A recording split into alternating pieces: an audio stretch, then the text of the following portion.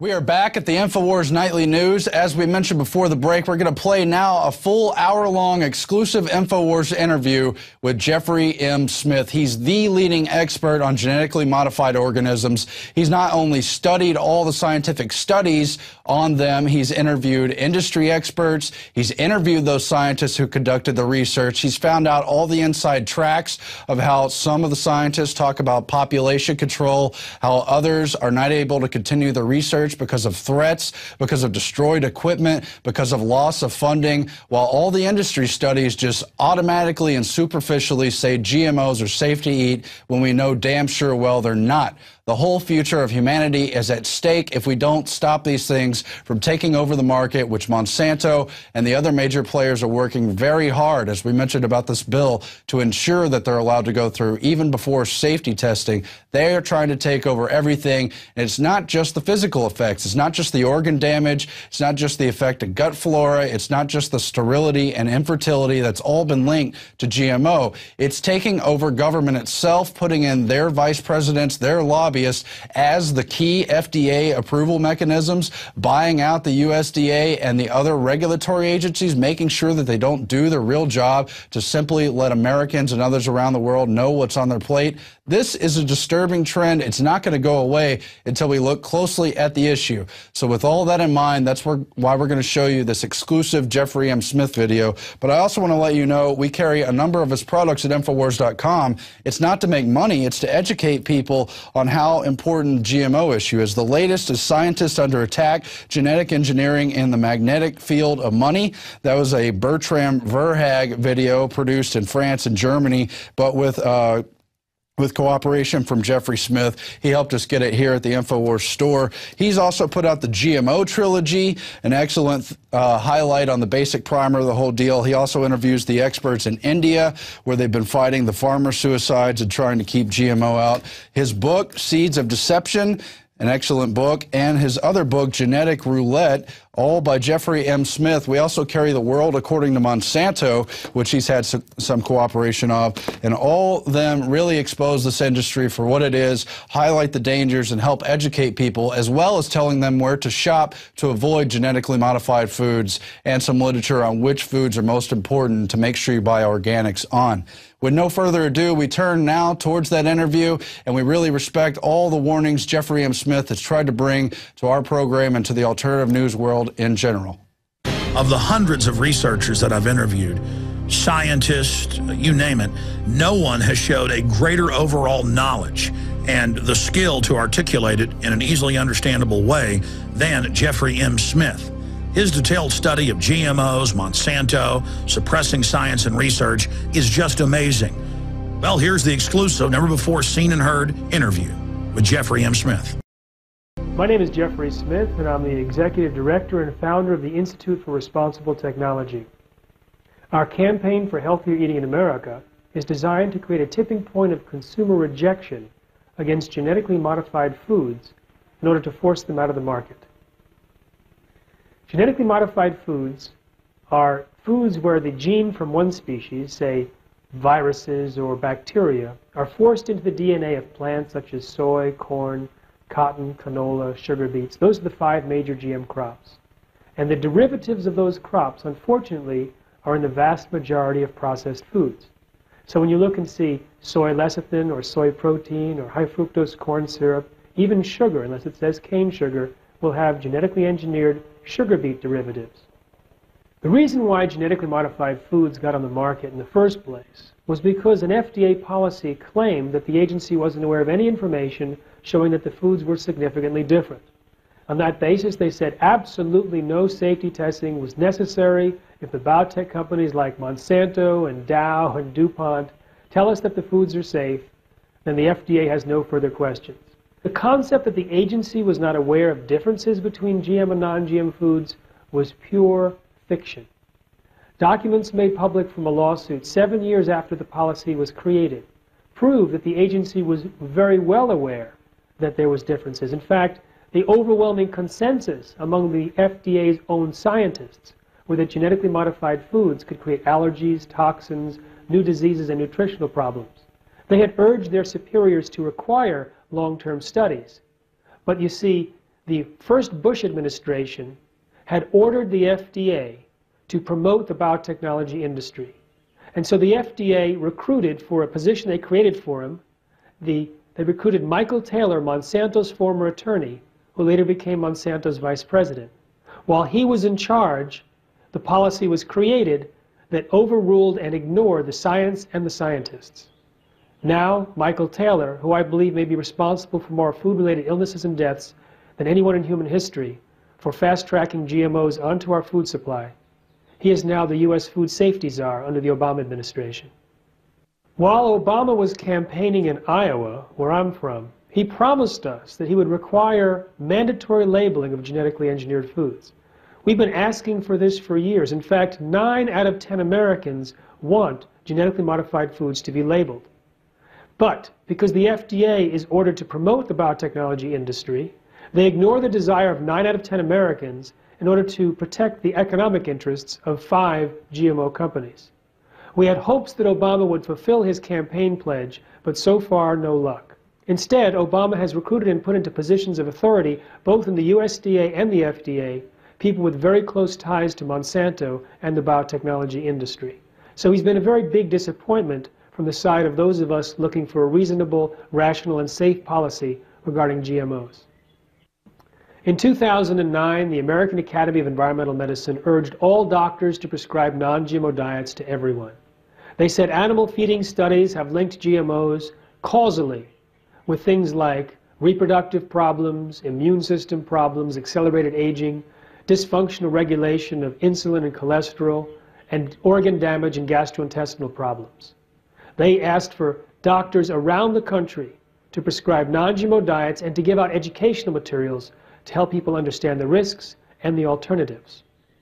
There are 2 main reasons why people genetically modify foods. They either drink poison or produce poison. The poison drinkers are called herbicide tolerant. Most popular variety is Roundup Ready. Let me explain. Monsanto's scientists found bacteria growing in a chemical waste dump near their factory, surviving in the presence of their herbicide called Roundup. So they had the brilliant idea, let's put it in the food supply. So they took the gene from the bacterium that allowed it to survive applications of Roundup and put it into soybean, corn, cotton, canola, etc. So now you can spray the field with Roundup and it kills all of the other plant biodiversity in the field, but not the Roundup Ready soy and Roundup Ready corn. The other variety of genetically modified crops produces a poison.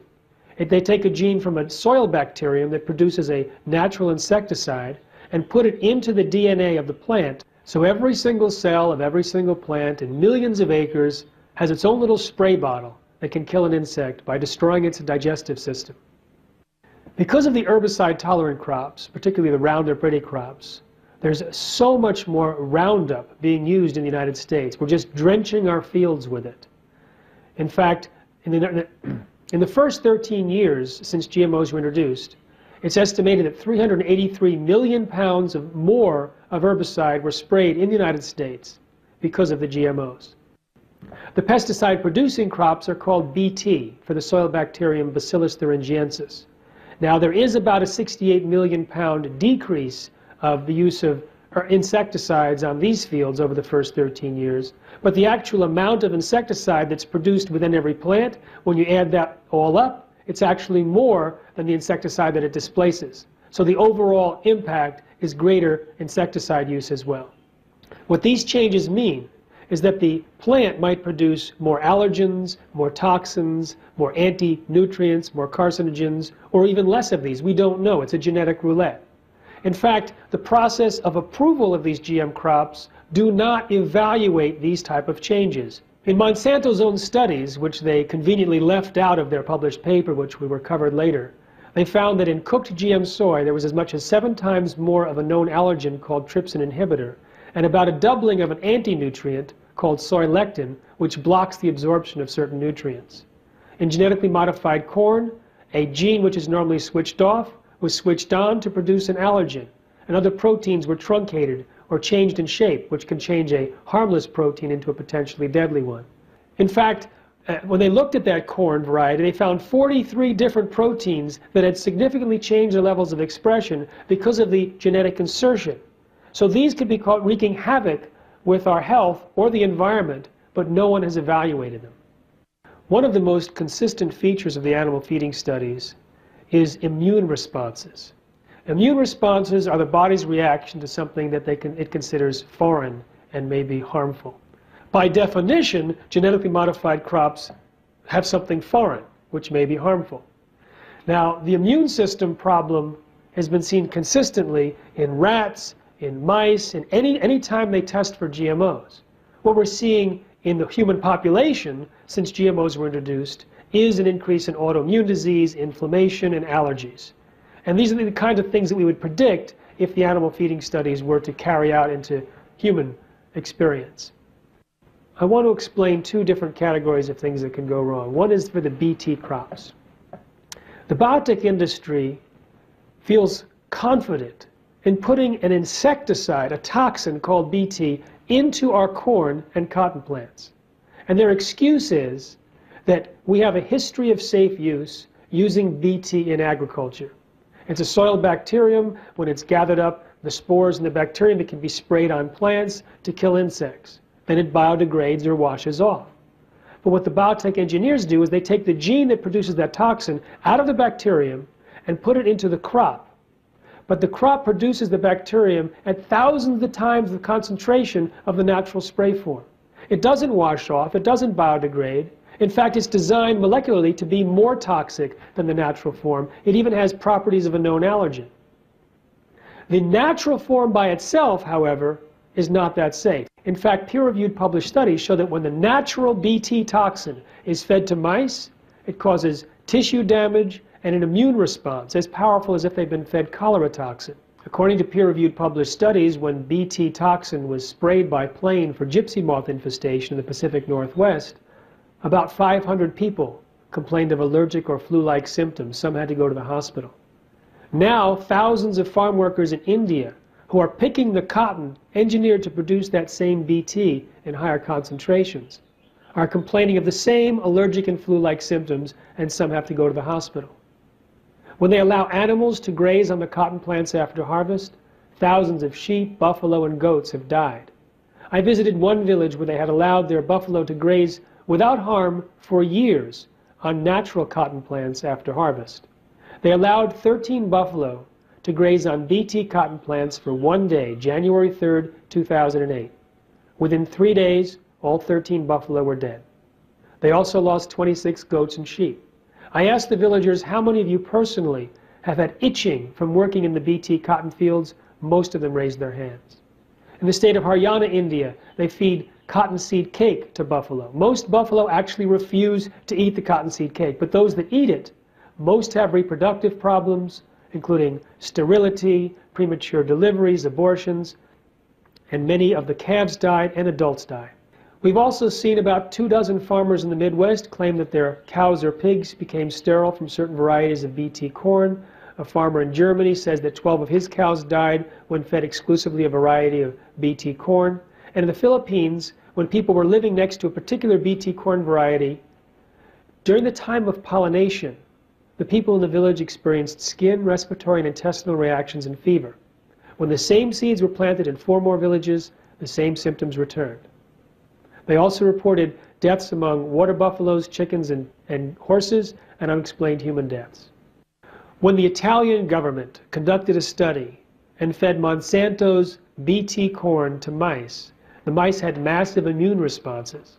When the Austrian government fed corn that was both BT and Roundup ready, the animals had less babies and smaller babies. Now, these are the problems that may be resulting from the BT toxin itself, or they may be resulting from the massive collateral damage that results from the process of insertion. We don't know because no one is looking. In the case of Roundup Ready soy, we see a lot of serious problems. Soon after the GM soy was introduced to the UK, soy allergies skyrocketed by 50%. We know that there are many reasons why GM soy might be associated with higher levels of allergies. In fact, a skin prick test shows that some people can react to the GM soy, but not to a wild variety of soy. And they also found a new protein that had allergenic properties that was in the GM soy, but not the wild variety. When they fed GM soy to mice, there was a reduction in digestive enzymes by as much as 77%. When you impair digestion, it might increase the ability for allergens. This was of grave concern to the FDA scientists, who said it would be a serious health hazard to introduce an antibiotic-resistant marker gene. They were concerned that the gene might transfer to pathogenic bacteria and create super diseases. Knowing that soy genes transfer, we know that the antibiotic-resistant genes might also transfer to create super diseases. When they fed genetically modified soy to female rats before they got pregnant, more than half of their babies died within 3 weeks. The babies were also much smaller on average, and in a subsequent study could not reproduce. When they fed genetically modified soy to male rats, the testicles actually changed from the normal pink to blue. When they fed genetically modified soy to male mice, their testicles also changed and damaged the young sperm cells. And when they looked at the offspring at the embryo stage of parent mice that were fed genetically modified soy, their DNA functioned differently compared to when parent mice ate non-GM soy. When they fed hamsters genetically modified soy for 2 years over 3 generations, by the 3rd generation, most of the parent hamsters that were eating genetically modified soy lost the ability to have babies. The GM soy group also developed more slowly and matured sexually more slowly as well. It turns out the Roundup, which is being sprayed on millions of acres, primarily because of the Roundup-ready crops, has a tremendous impact on health. Now, it's designed actually to damage the health of plants. That's how it's an herbicide. When you spray a plant with Roundup, what it does is it goes into the plant and accumulates into the parts of the plant that we eat. It also gets pushed out the roots into the soil, where it destroys beneficial microorganisms and enhances the harmful microorganisms, like fusarium, which can produce mycotoxins, which themselves can be harmful to humans and mammals. Now, glyphosate, which is the main ingredient or the active ingredient in Roundup, was actually originally patented as a chelator, meaning that it binds with or kidnaps and holds hostage certain mineral nutrients like copper and zinc and manganese and magnesium and iron. And so when you spray the glyphosate on the crop, it bounds up the nutrients in the soil, making them less available for the plant. So that's another way that it helps kill plants. But when we eat the glyphosate, either in the plant or because of the contaminated groundwater, we also end up chelating some of the nutrients in our bodies, making it less available for our health and protection. And there's a lot of diseases that are associated with mineral deficiencies. Now, the Roundup itself is also toxic to humans and mammals. In fact, it interferes with endocrine development. It can cause, in certain rat studies, lower sperm counts, abnormal or dead sperm, lower testosterone level. So when we see the genetically modified Roundup-ready soy being fed to animals and causing reproductive problems, we don't know if it's the GMO component or the high residues of Roundup. In addition, the glyphosate in Roundup doesn't just dissipate. In fact, 2 courts, one in the United States and one in France, told Monsanto they had to stop saying that their Roundup was biodegradable. It actually accumulates in the soil and can last up to 3 years or longer. So the more we spray with Roundup, it has an accumulating effect so that anything that's planted in that same field after Roundup can also uptake the Roundup.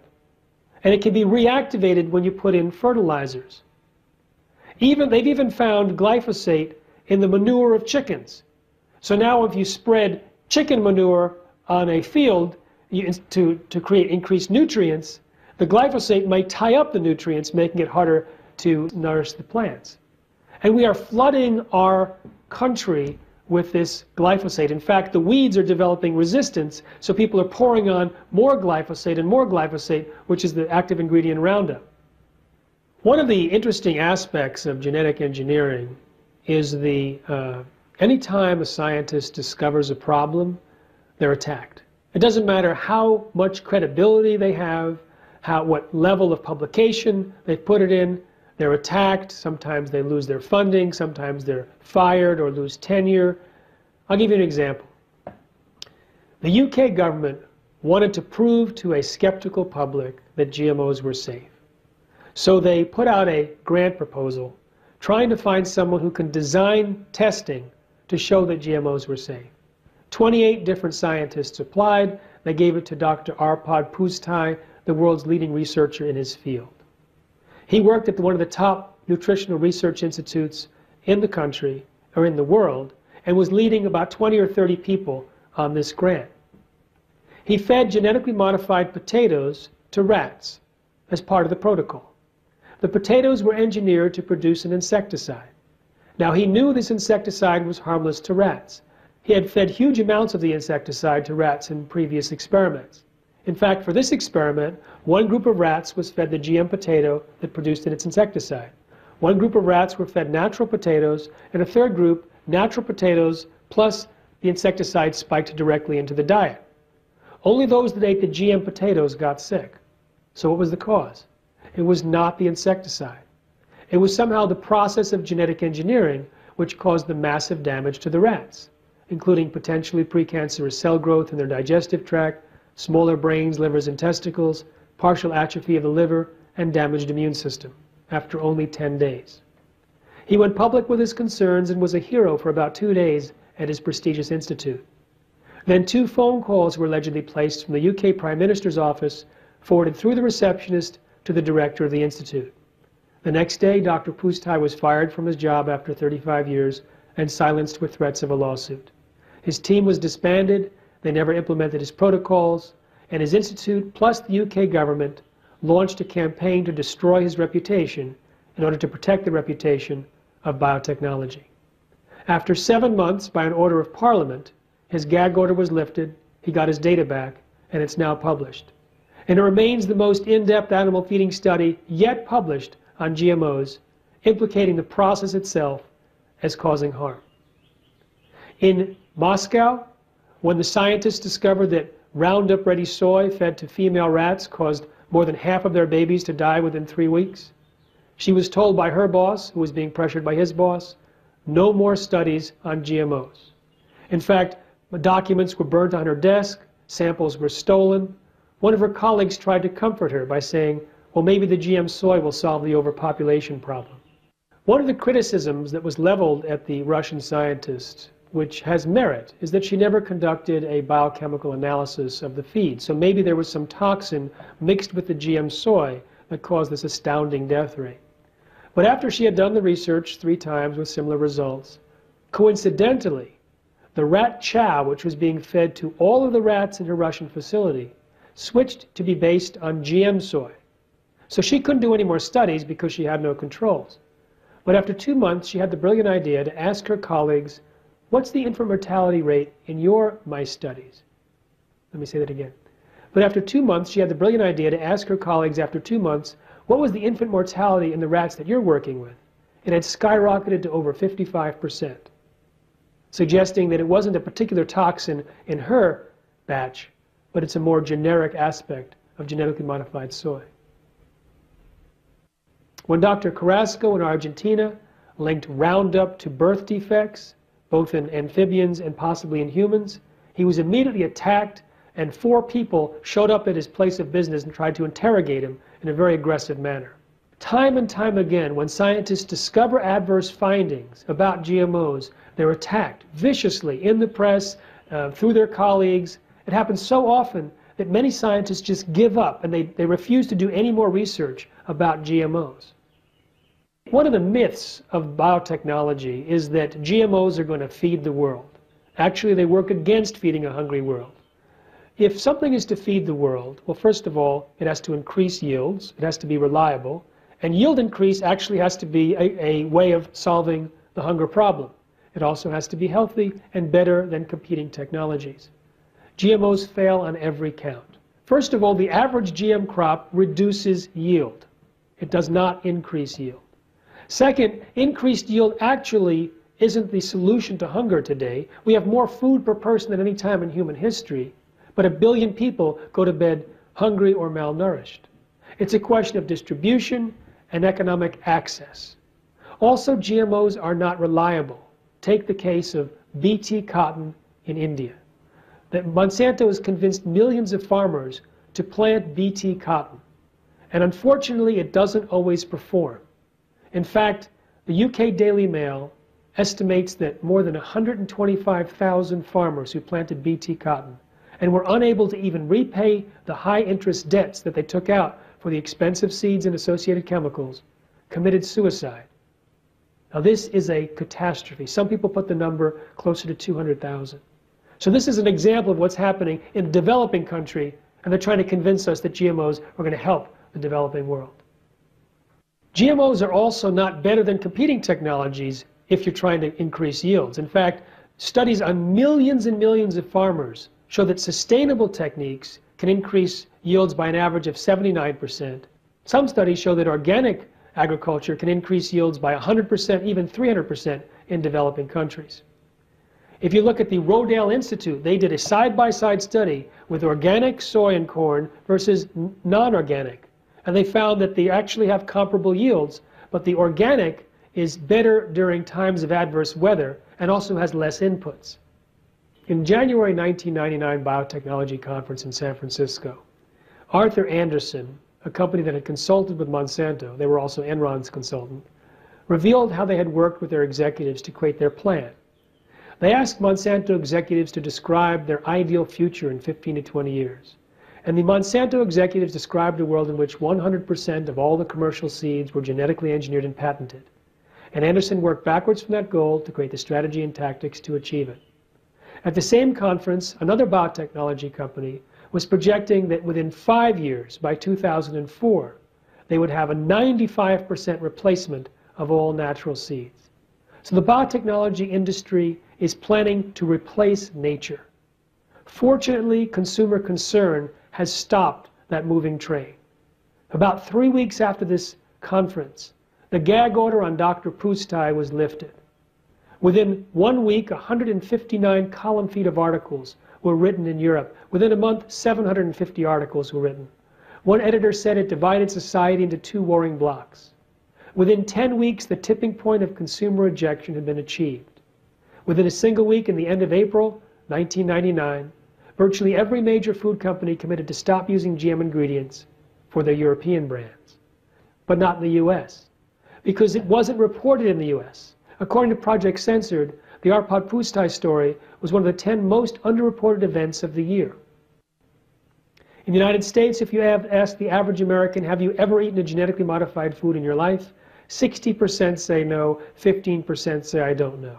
So 3/4 of Americans do not realize that they're eating GMOs in nearly every meal.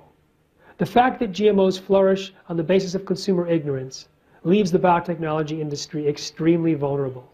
If some event or campaign were to increase the visibility of GMOs, especially the health dangers, we could see a tipping point in the United States like we've seen in Europe.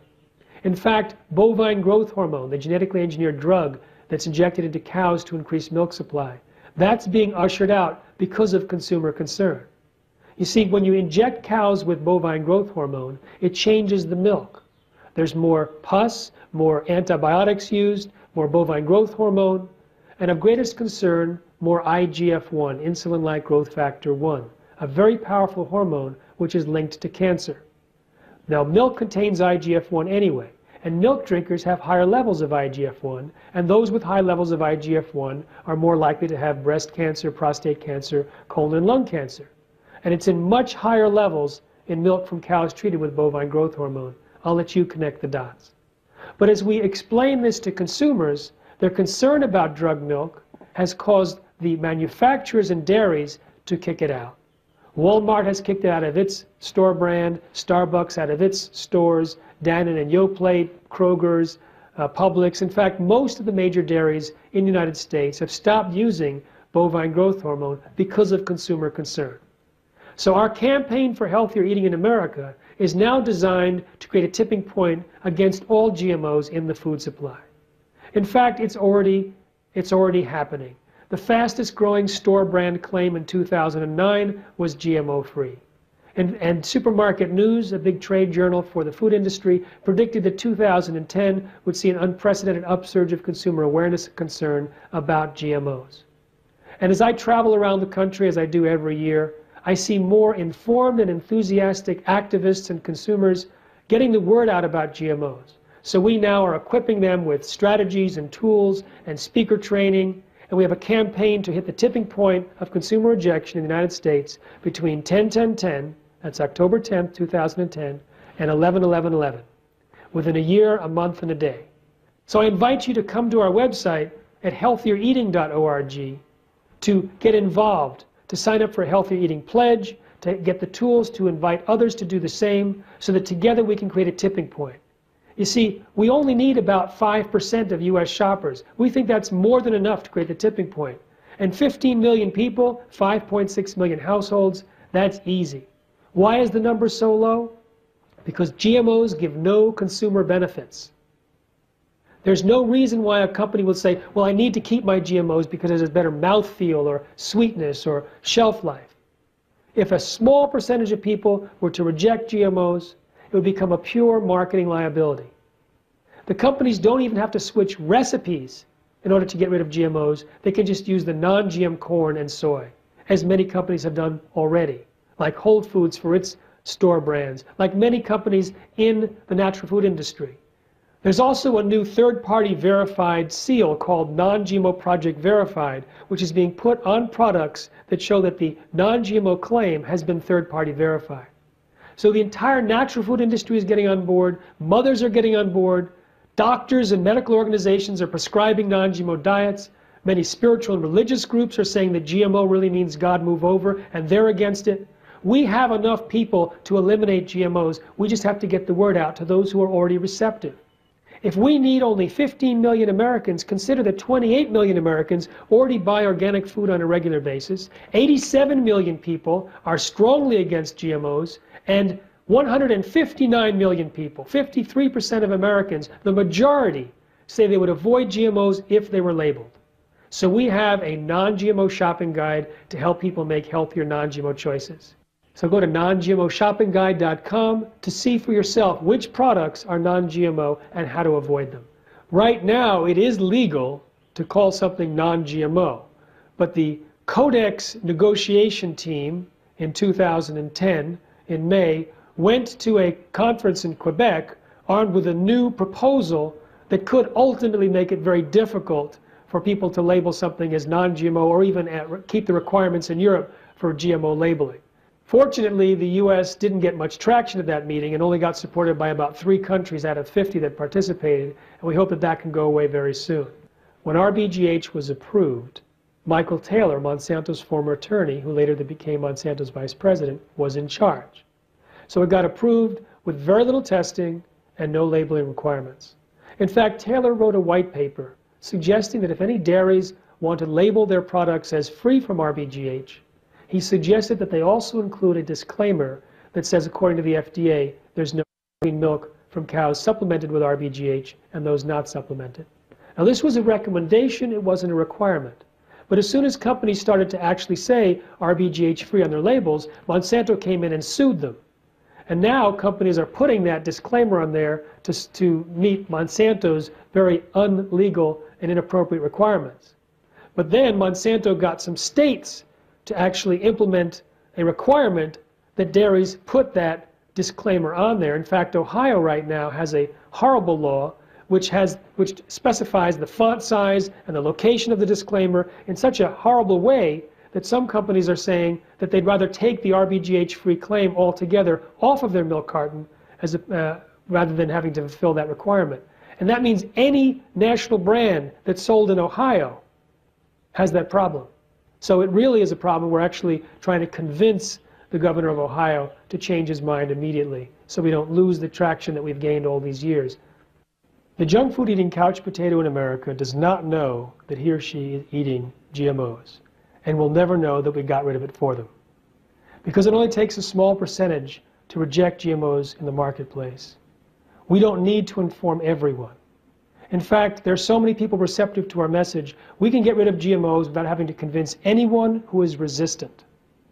There is, in fact, an economic divide between those that can afford organic and those that can't. Those in inner cities don't have access to fresh vegetables and fruits very often.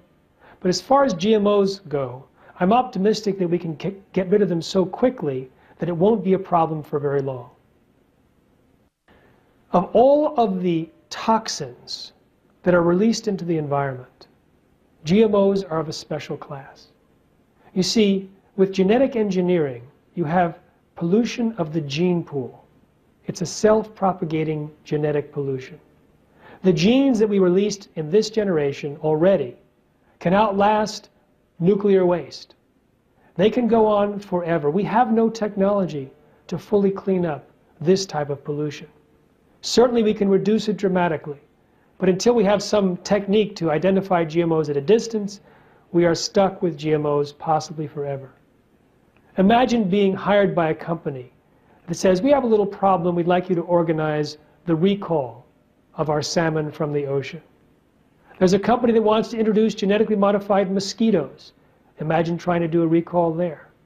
GM pollen has already contaminated the indigenous corn varieties of Mexico, and we have no technology to clean that up.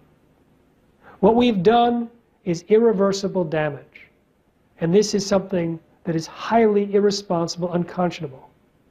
And it was done over the objections of scientists, over the objections of science, a collusion between government and industry. If you look back at the records of what actually happened at the FDA in 1991 and 92, the scientists were very clear. They said GMOs could create higher levels of existing toxins, new toxins, they might bioaccumulate toxins from the environment, they might produce allergies or new diseases or nutritional problems. They said the process of genetic engineering is different and leads to different risks. So what did the government say? The government said, we know of no significant differences, we know of no significant risks. Completely lying about what actually was said within the department. The first genetically modified crop to be reviewed by the FDA was the Flavor Saver tomato, engineered for longer shelf life. And that was the only company that actually gave raw feeding study data to the FDA to evaluate. It turns out the rats refused to eat the tomato. Now this is not uncommon. In fact, eyewitness reports from all over North America and around the world show that a variety of animals, when given a choice, avoid eating GMOs. Cows, pigs, squirrels, geese, elk, deer, raccoons, mice, rats, chickens, and buffaloes. So it's my job to get humans up to the level of animals. When they force-fed the rats the tomatoes, 7 of 20 developed stomach lesions, 7 of 40 died within 2 weeks. Now, if you look at the data that was recovered from a lawsuit from within the FDA, they're clear that there were unanswered questions related to safety, and that the tomatoes did not meet their normal standard of reasonable certainty of no harm. But the political appointees did not put up any red flag to block the tomatoes. In fact, they said that the tomatoes passed with such flying colors that no subsequent GM application is going to even require the level of evaluation that the tomatoes had. From that point on, it was purely a voluntary consultation process where the companies can choose if they wanted to even talk to the FDA, and they could determine what data, if any, they were to turn over to the FDA. And it's always been summary data, not enough to properly evaluate safety. If the reviewers want more information and ask for it, they're typically ignored. And at the end of the exercise, they write a letter. For example, a letter to Monsanto which says, Monsanto believes its foods are safe and understands it's its responsibility to make that determination. So the FDA has no further questions. The FDA does not even approve GM crops. They let the companies do it themselves. When you look at the actual research that's done by the companies, they have rigged their research to avoid finding problems. Even very serious problems, even deaths of animals, are dismissed as not statistically significant or not biologically significant or not treatment related without scientific justification. I've analyzed with many, many scientists around the world how these biotech companies have bad science down to a science. They use the wrong controls, the wrong detection methods, the wrong statistics, the wrong reporting protocols. It's absolutely horrendous. I'll give you some examples. When Monsanto wanted to pretend that injecting cows with bovine growth hormone did not interfere with the fertility of cows, stolen documents from the FDA made public revealed that they apparently added cows secretly to the study that were pregnant before injection. When researchers wanted to prove that pasteurization destroys bovine growth hormone in milk, they pasteurized the milk 120 times longer than normal. They only destroyed 19% of it. So they added powdered hormone to the milk at huge volumes and then heated it 120 times longer than normal. And only under that rigged condition did they destroy 90% of the hormone. But that's what the FDA reported, that pasteurization destroys 90% of the hormone. That's just an example of what we read over and over again. And sometimes it's very subtle, and sometimes it's very, very blatant lies and misinformation. Because GMOs are not labeled, it's hard to file a lawsuit, because it's hard to trace back who's eating GMOs and who's not. So it's one of the ways that the biotech industry protects itself, by not letting us know what is GMO and what is not. I've talked to some former Monsanto employees and got quite an interesting insight into the company. One scientist told me that his colleagues were doing safety studies on milk from cows injected with their bovine growth hormone. When they saw how much IGF-1, insulin-like growth factor 1, was in the milk, these 3 scientists refused to drink milk again unless it was organic. He also told me that there was a study that showed problems with rodents that were fed one of Monsanto's GM crops. So instead of withdrawing the crops, they decided to rewrite the study to make it look less of an adverse finding. A former salesman for Monsanto took the job because he was so impressed by the words of former CEO Robert Shapiro, who claimed that GMOs would help the world. And so when the employee orientation meeting happened in St. Louis, this man, Kirk Azevedo, stood up and described all these great things that Robert Shapiro had said. After the meeting, a vice president pulled him aside and said, "Wait a minute. What Robert Shapiro says is one thing, what we do is something else. We're here to make money. We don't even know what he's talking about." The FDA has proven to be a regulatory agency that has been hijacked by industry, both on the drug side and the food side.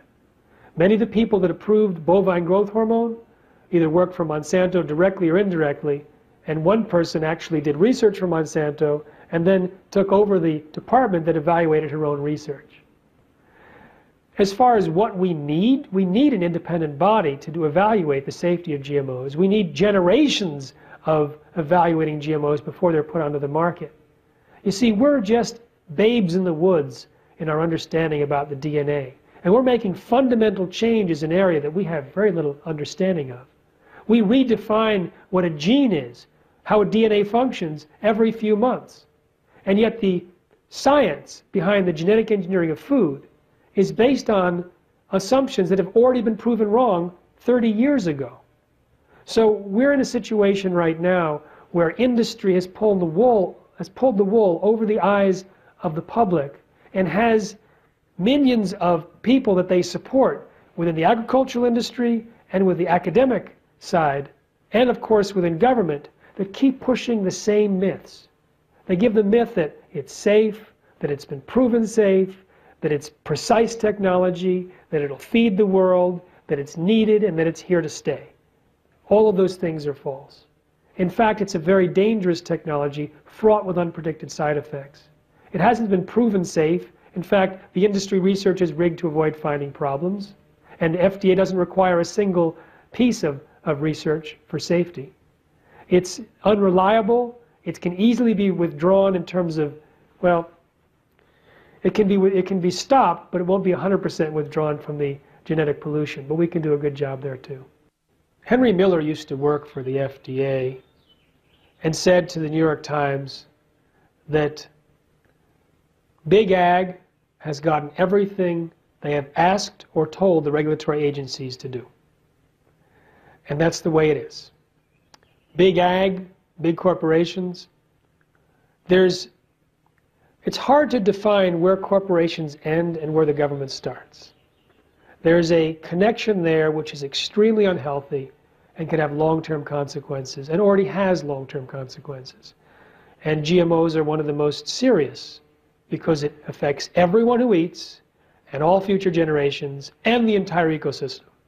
What you see in genetic engineering is a pattern which is prevalent throughout the government.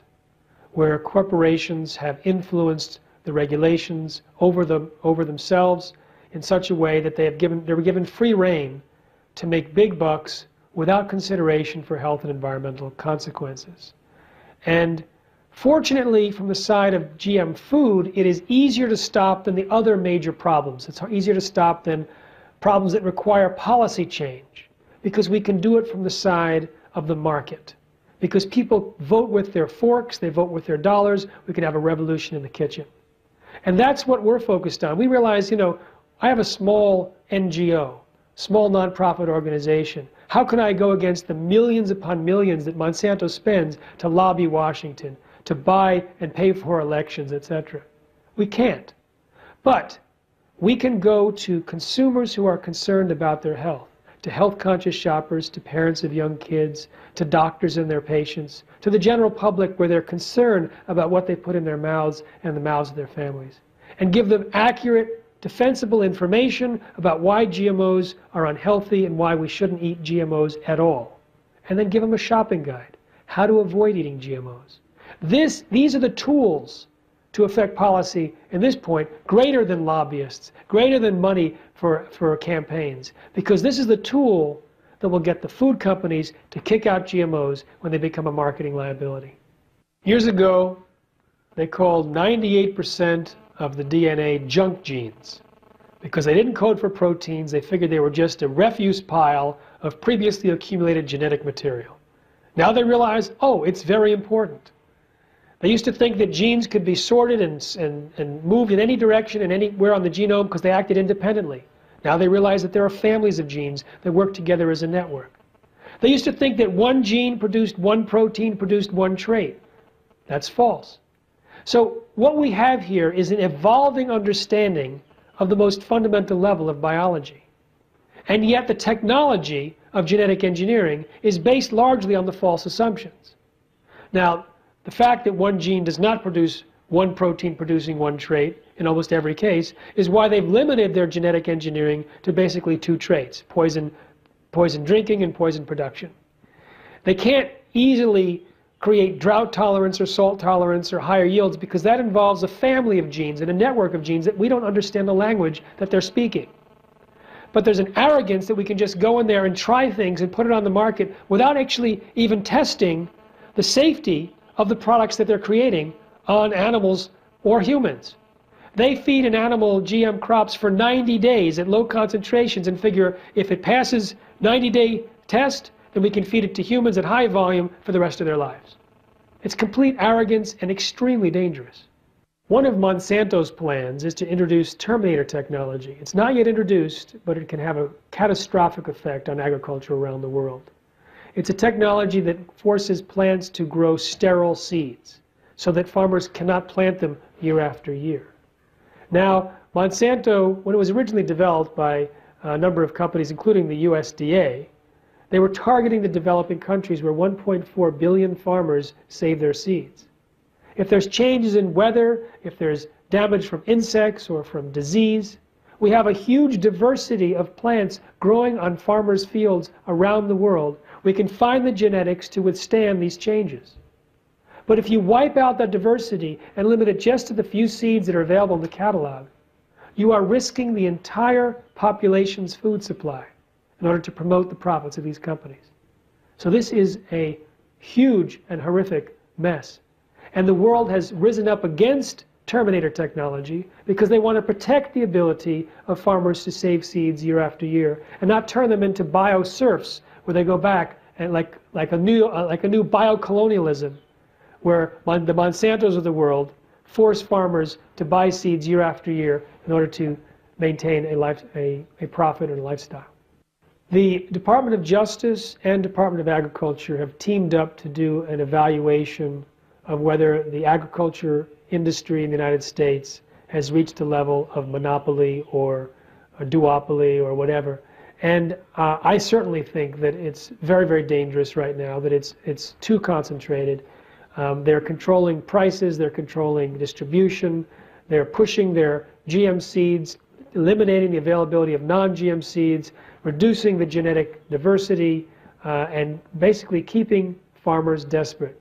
They're always removing enough money from the system to keep farmers desperate, which is one way that they apparently control them or convince them to keep doing whatever the next magic bullet is from Monsanto and these other companies. Contamination is a real serious issue. The biotech industry originally promised it would be impossible to contaminate. In fact, one executive from a company testified in Europe that you'd be more likely to get pregnant from a toilet seat than be contaminated by a GM crop. Now they've changed their tune and say, well, contamination is inevitable, but it's not important. It's very important. Contamination happens at a higher rate than anyone's predicted. Someone was looking at genetically modified alfalfa, which is out in very small quantities right now, because it was taken off the market, because it was approved illegally, but a small amount got on there. So someone was checking, and in 2008, there was a 3% contamination of the 200 lots that he tested. In 2009, it was up to 12%. In canola, which cross-pollinates very easily, and the seeds move by wind, they looked at 33 bags of non-GMO canola seed. 32 of the 33 had at least a very tiny amount of contamination. It is difficult to get clean seed in canola, a little bit less difficult in corn, a little bit less difficult in soy, depending on the cross-pollination. But you also have contamination year after year. You plant GM canola in one year, and if you plant non-GM canola, you'll still have over 1% contamination for the next 16 years, because unharvested canola seed can drop and into the soil and germinate year after year, and they produce thousands of seeds, and they also partially drop and not get harvested. So there's a contamination over time. Then you have this bizarre, ridiculous movement to introduce pharmaceuticals and industrial chemicals grown inside the plant. And we've had a near miss a few years ago where there was corn varieties engineered to produce a vaccine for pig diarrhea. And the following year, the corn sprouted, the stubble remained inside a soybean field and was harvested, and they found that out just in time and saved it from the food supply. But I suspect that other of these industrial chemical producing crops have contaminated the food supply at some point. I think it's just ridiculous that they plant crops that produce pharmaceutical chemicals outdoors and in food crops. Years ago, there was a few countries in sub-Saharan Africa that had a famine, and so the U.S. sent genetically modified corn as a food aid. When they discovered it was genetically modified, they asked the U.S. to please substitute non-GM corn, and the U.S. refused. Some countries decided to accept it, but said, please mill it so it won't be in seed form, so our farmers won't plant it. The U.S. said, tough. You have to eat it or starve. Fortunately, South Africa came in and milled it. But one country, Zambia, sent out a fact-finding team to the U.S. and Europe. And they came back, and for many reasons, including scientific reasons, they said, absolutely do not allow genetically modified corn to be distributed to the famine victims in this country. So they were able to find other sources of food. But this really upset the U.S. because the myth was that GMOs would feed the hungry world, and here was a hungry country saying no. So they did a full-court press on Zambia, and I visited there and heard some of the stories. There was a couple of Jesuit priests who were talking at conferences about the inappropriateness of genetic engineered crops based on the statistics that they had gathered. So the U.S. government tried to stifle the Jesuit priests. Colin Powell contacted the Vatican, and someone else contacted the head of the Jesuits in the U.S., and they kept trying to, they were lying about what these Jesuit priests were saying. And I spoke to and interviewed one of the Jesuit priests.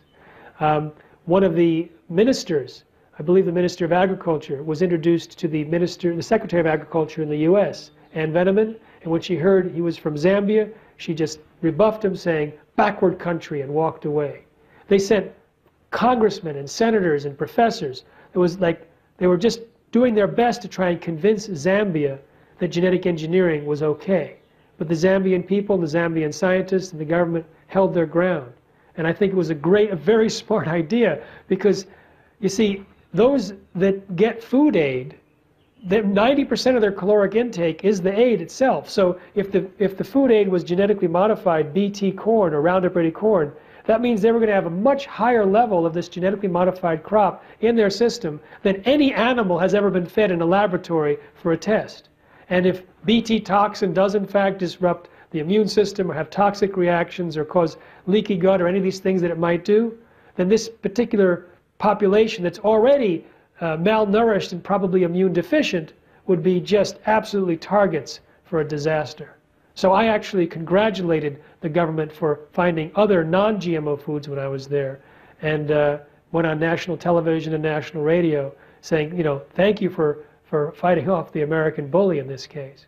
A colleague of mine was debating a senior executive from USAID, which is a big pro-GM organization from the US government. And they were debating in South Africa, and after the lights went down, the cameras stopped. They were continued to argue. And in the middle of this executive's anger, she let it loose saying, you just wait. There'll be so much GM corn in South Africa, no one in Africa could plant non-GM corn. So this was an indication of their plan for contaminating the African continent.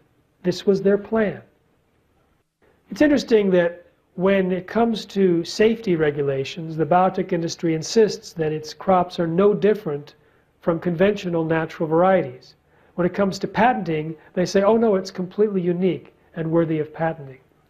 Patenting of life, patenting of crops, these are real problems that have allowed the biotech juggernaut to take off and to sacrifice issues of health for profit. We need to re-examine and revoke this concept of patenting life, and also look at the way that they actually file patents on indigenous knowledge. Companies have tried to patent flour used for chapati breads in India, for neem in India, which is a natural product that's been developed for years, for basmati rice, for all these different things. They'll go in like bioprospectors and biopirates to steal some of the indigenous resources that have possibly been developed by farmers over generations. And because they discover some ways in which the characteristics work on a molecular level, they file a patent, and then they can sell the products of their patent back to the indigenous countries that developed it. So it's an absolutely unfair situation and needs to be looked at. Now, my focus is primarily the food safety. And I chose food safety because I believe that's the leverage to get rid of GMOs.